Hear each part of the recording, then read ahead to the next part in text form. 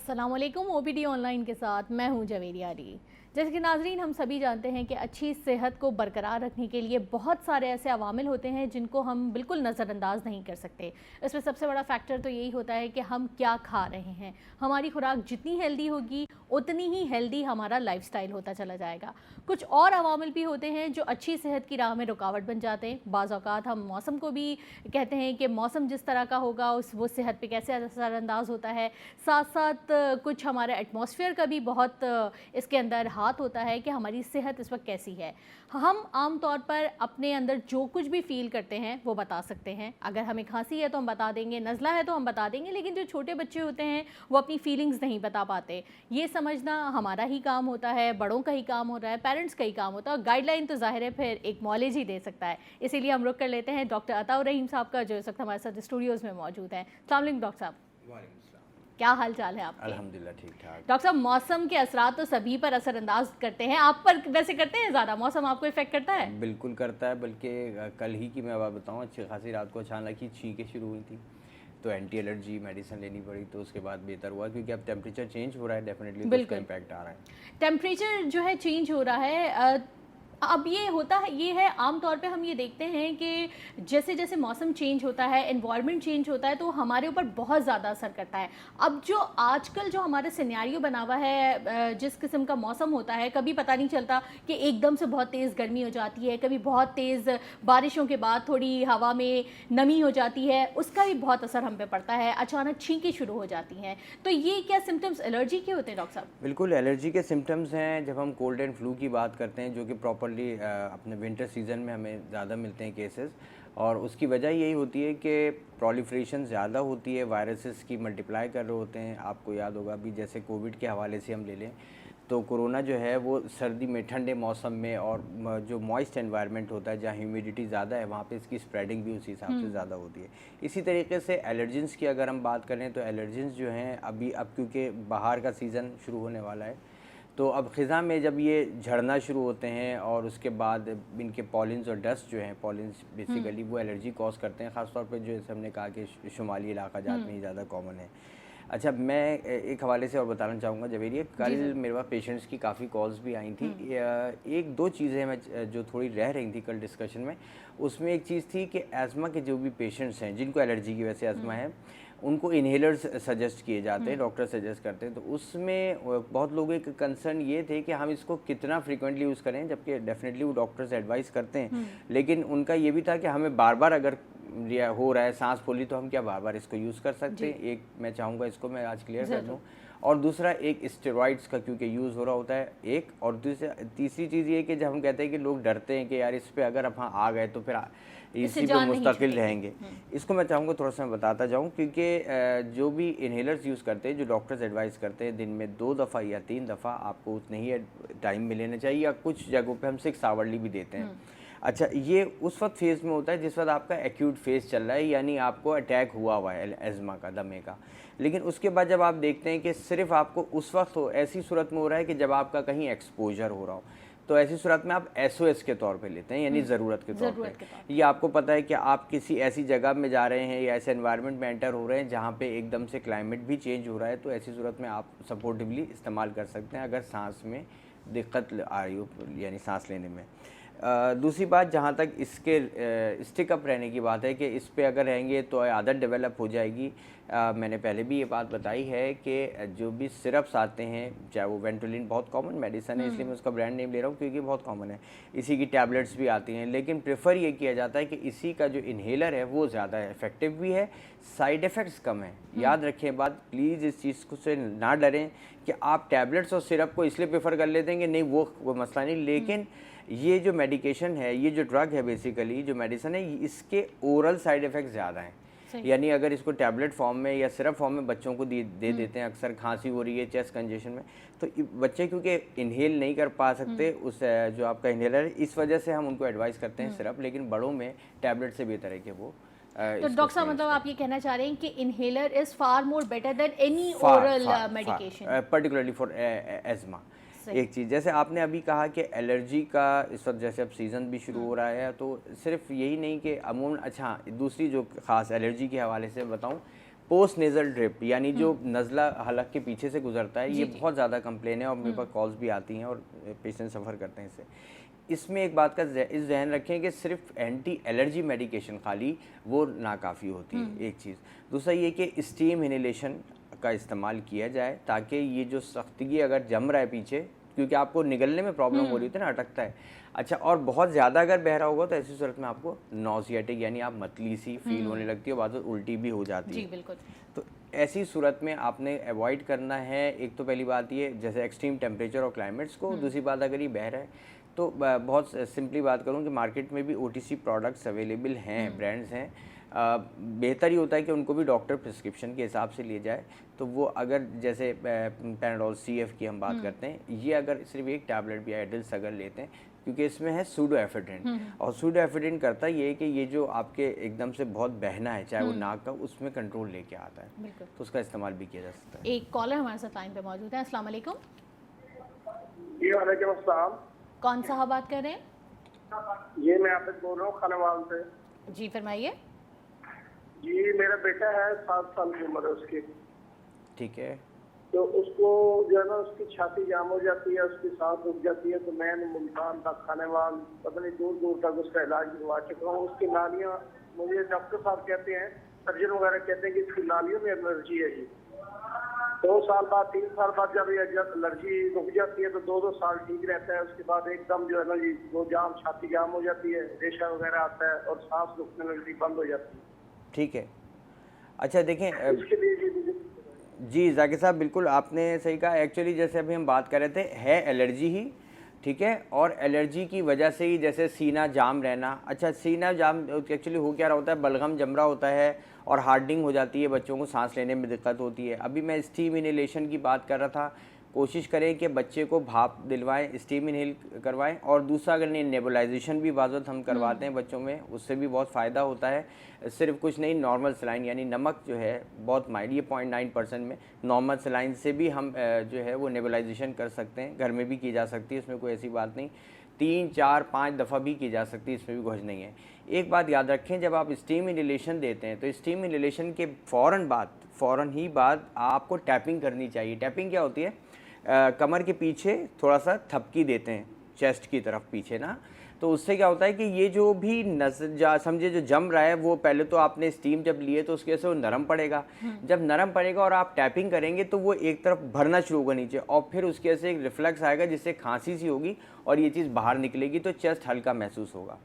तो इस चीज़ का इस्तेमाल करें। बाकी हो सकता है कि क्रॉनिकली बच्चे को मेडिसिन आप भी डेफिनेटली दी भी होगी, और अगर आप चाहते हैं मज़ीद कोई डोज एडजस्ट करवाना या मेडिसिन ऐड करवाना तो आप मुझे प्रोग्राम के बाद कॉल कर लीजिएगा। 12 से 1 के दरमियान मैं एडवाइस कर दूँगा। ठीक। अच्छा डॉक्टर साहब, एक और कॉलर भी हमारे साथ लाइन पर मौजूद है। अस्सलाम वालेकुम।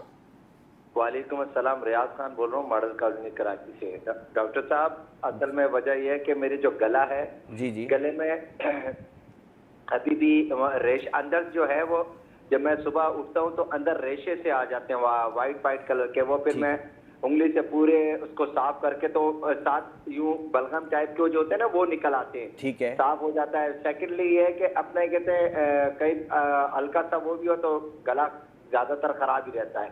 ठीक है। सेकेंड ये है कि जो मेरी नाक की एक तरफ की हड्डी है ना, जी जी, ये एक तरफ अगर मैं एयर लूं तो सही जाती है, दूसरी तरफ अगर लेता हूं तो थोड़ी सी रुकाव आता है इसमें। ठीक है, हाँ, मुझे महसूस होता है ठीक कि है। ये है। तो इसके बारे में कोई ऐसा वो करें कि आया सरसों का तेल मैं कभी कभी लगा लेता हूँ तो बड़ा रिलैक्स हो जाता है। इसके बारे में जरा डिटेल दें कि क्या किया जाए। अच्छा ठीक है। देखिए, जैसे अभी आपने कहा कि आपको जो है बार बार नज़ला रहता है, ये तो एलर्जी की वजह है, इसमें एंटी एलर्जी मेडिसिन दी जाती हैं। जहाँ तक आपने नाक के हवाले से बात की कि एक साइड जो है वो आपकी थोड़ा पैसेज जो है नैरो है, इसकी 2 वजूहत ज़्यादा कॉमन है। एक जिसे हम डेविएटेड नेज़ल सेप्टम कहते हैं, यानी जो बीच की दीवार है नाक की, जो पर्दा है बीच का, उसमें अगर डेविएशन आ जाए, इस तरह जैसे मैं अभी हाथ करता हूँ, सी शेप हो जाए, या इस साइड पे या इस साइड पे, तो टिल्ट हो जाएगा तो नैरो हो जाएगी, एक वजह। ये भी आपकी बॉडी में, यानी कहते हैं ना, या तो वैसे अमूमन जो मेजर कॉज है इसकी वो कोई चोट लग जाना बेख्याली में, ऐसा हो सकता है। अगर नहीं है तो अमूमन जो है वो वक्त के साथ साथ तब्दीली आ सकती है, बार बार एलर्जी की वजह से भी हो जाता है। तीसरी चीज़ ये है कि पॉलिप्स हो सकते हैं। पॉलिप्स जैसे गोश्त बढ़ जाना कहते हैं आप, और ये पॉलिप्स किसी एक साइड पे हो सकते हैं। अगर घर में कोई हो, आप उसको इवन रोशनी डाल के भी चेक करेंगे तो आपको बैलून चमकता हुआ है ना, ऐसे बैलून सा नज़र आएगा या कोई बॉल सी नज़र आएगी, कंचे जैसा। तो ये फील अगर आता है तो आप डेफिनेटली ईएनटी के डॉक्टर को ज़रूर दिखाएं ताकि ये पैसेज आपका क्लियर हो। वक्ती तो शायद अभी इतना नहीं पता चलेगा। आप स्प्रे भी यूज़ करते हैं, इसमें हमें नेज़ल स्प्रेज आते हैं जो वक्ती तौर पे उसको थोड़ा सुकेड़ते हैं, आपका पैसेज क्लियर हो। लेकिन अल्टीमेट इसका ये है कि अगर पॉलिप्स हैं तो उसका ऑपरेट कराया जाएगा, डीएनएस है तो वो भी ऑपरेट होता है। सही। एक और कॉलर भी हमारे साथ लाइन पे मौजूद है। अस्सलाम वालेकुम।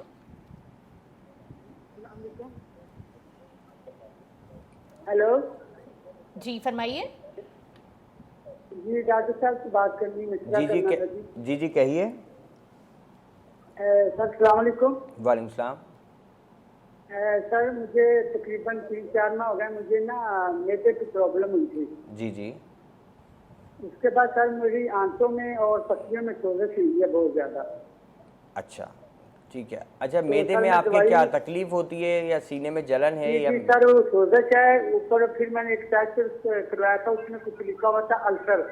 ठीक है। आपको तो अल्सर सर मुझे डायग्नोस बहुत किया है, यानी डॉक्टर ने आपको अल्सर डायग्नोस किया है? जी सर, मैंने बहुत मेडिसिन खाई है, लेकिन मुझे ना मतलब कि एक वीकनेस महसूस होनी शुरू हो जाती है सेकंड टाइम। दूसरे नंबर सर जो मेरे आंखें हैं ना, वो उसमें भी सोजिश है? हाँ जी जी सोजश है सर, और आंखों में भी सोजश है और पसलियों के ऊपर भी। अच्छा ठीक हो गया। ठीक है डॉक्टर साहब, हमारी कॉलर है, इनका जवाब हम ब्रेक के बाद दे देंगे। ठीक है। नाज़रीन, यहाँ वक्त हुआ है एक ब्रेक का। आप हमारे साथ ही मौजूद रहिएगा, हमारी कॉलर भी हमारे साथ मौजूद रहिएगा, क्योंकि आपके सवाल का जवाब हम देंगे एक ब्रेक के बाद।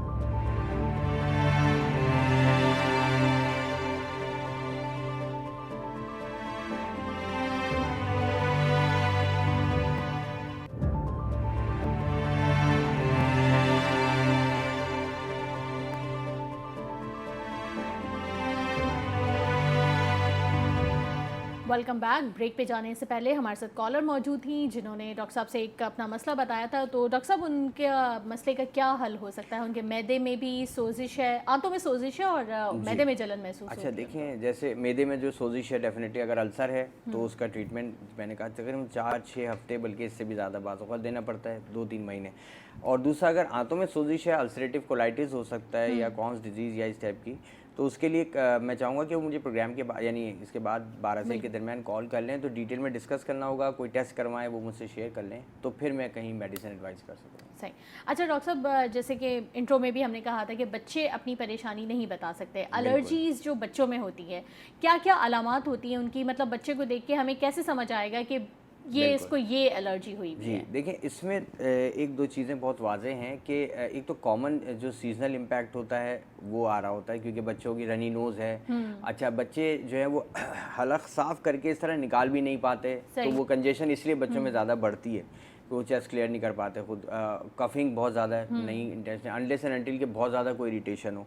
तो अच्छा, ये जो भी सिम्टम्स आ रहे होंगे, तो आपको जो सबसे इंपॉर्टेंट साइन मिलेगा वो बच्चे की इरिटेबिलिटी, यानी बच्चा जो है ना वो अपने आप को सुकून में नहीं रहेगा, बेचैन रहेगा, रोना है तो आपको फील होने लगता है। फिर बच्चे जो अगर 6 महीने से कम की उम्र के हैं, जो मदर फीड पर हैं, और तो उनमें क्या होता है कि अमूमन वो फिर फीड नहीं ले रहे होते और हट जाते हैं। वो कहते हैं नहीं, उसकी वजह है कि नोज़ बंद होने लगती है। तो प्लीज़ इसमें बहुत ज़्यादा परेशान नहीं हो, सिर्फ नॉर्मल सलाइन के ड्रॉप्स आते हैं, वो एक एक ड्रॉप भी अगर आप नाक में डालेंगे तो काफ़ी हद तक पैसेज ओपन होगा और उनका पीछे जो नज़ला हलक से गुजरता है उसमें भी बेहतरी आएगी। एक कॉलर हमारे साथ लाइन पे मौजूद है। अस्सलाम वालेकुम।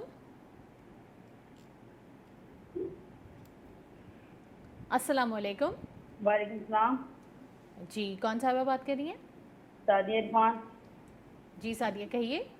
जी, मुझे डॉक्टर साहब से बात करनी है। जी जी कहिए, आवाज़ आ रही है आपकी। जी, मुझे ना बेटा हुआ था ना पहले, जी जी। पहला बेटा। अभी मेरा बेटा 8 साल का है, मेरी 22 साल एज है।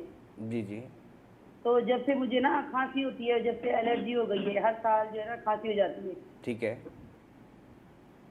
नज़ला जुकाम, जैसे नज़ला नहीं होता, इतनी खांसी ज्यादा हो जाती है। ठीक है। एलर्जी, गला खराब हो जाता है। ठीक है। तो आप इसके बारे में कुछ बता दें मुझे। हर अच्छा, साल हो जाती है, जैसे गर्मी ठीक हो है। या सर्दी हो। अच्छा, वह आप कोई मेडिसिन इस्तेमाल करनी पड़ती है आपको लॉन्ग टर्म, या आपने कोई की है दवाई इस्तेमाल इसके लिए? कभी मैं डॉक्टर के पास चली जाती हूँ तो वो वैसे ही दवाई दे देते। ठीक है। लेकिन वो सही नहीं होती उससे। अच्छा, जिस पीरियड आपसे दवाई इस्तेमाल करती हैं उस वक्त तक आप सही रहती है, उसके बाद फिर दोबारा शुरू हो जाता है, आपका कहना? दवाई से सही नहीं होती है, 2-3 महीने तक नहीं होती। ओके, ठीक है। मैं चाहूँगा आप मुझे प्रोग्राम के बाद कॉल कीजिएगा 12 से 1 के दरमियान। इंशाल्लाह मैं आपको मेडिसिन एडवाइस करूँगा, आप उसे इस्तेमाल करें, फिर मुझे आप फीडबैक दीजिएगा। अच्छा डॉक्टर साहब, हम बच्चों के हवाले से बात कर रहे थे कि बच्चों को एलर्जी, ज़ाहिर है कि अगर वो बेचैन हैं तो हम ये समझ सकते हैं कि उनको एलर्जी हो सकती है। एलर्जी की कौन कौन सी इकसाम होती हैं? एक तो आपने नोज़ल एलर्जी बताई, नेज़ल, जी हाँ, हाँ बिल्कुल। नेज़ल एलर्जी जी, बताई। जी। साथ साथ मैं ये भी जानना चाहूँगी कि बाज़ औक़ात ख़ारिश भी बच्चों को बहुत हो रही होती जी, है, जी। वो बहुत रेड उनका हो जाती है स्किन, तो ठीक ये है। भी एलर्जी की एक फॉर्म देखिए, है। एलर्जी के एक्चुअली तो बहुत सारी 4 बेसिकली टाइप्स हैं। मैं उसकी मेडिकली डेप्थ में नहीं जाना चाह रहा, लेकिन सीवियरिटी ग्रेड्स भी हैं उसके, रिस्पॉन्स भी बहुत डिफरेंट होती है।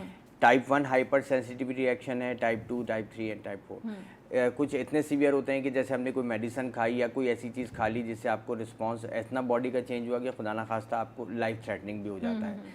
और बाज़ वक़्त ऐसा है कि सिर्फ रैशेज़ आ गए बॉडी पे, पैच, पित्ती उछलना जिसे हम कहते हैं आम लफ्ज़ों में, वो भी एक टाइप का रिएक्शन है, एलर्जी है वो भी।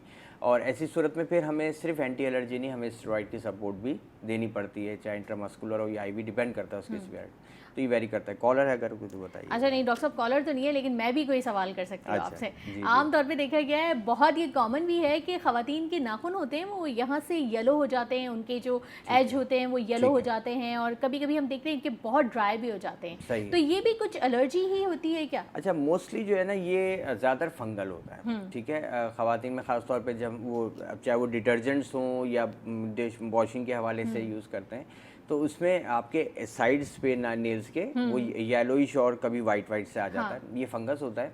और इसमें टॉपिकली जो है वो बहुत अच्छी क्रीम्स आती हैं, अब तो अवेलेबल हैं बेहतरीन, वो आप इस्तेमाल करते हैं, 10 से 15 दिन अमूमन होता है, तो ये बिल्कुल क्लीन अप हो जाता है, लेकिन एलर्जी मोस्टली नहीं होती है उसमें। सही, ठीक है। एक और कॉलर हमारे साथ मौजूद है। अस्सलाम वालेकुम। जी, कौन सा बात कर रहे हैं?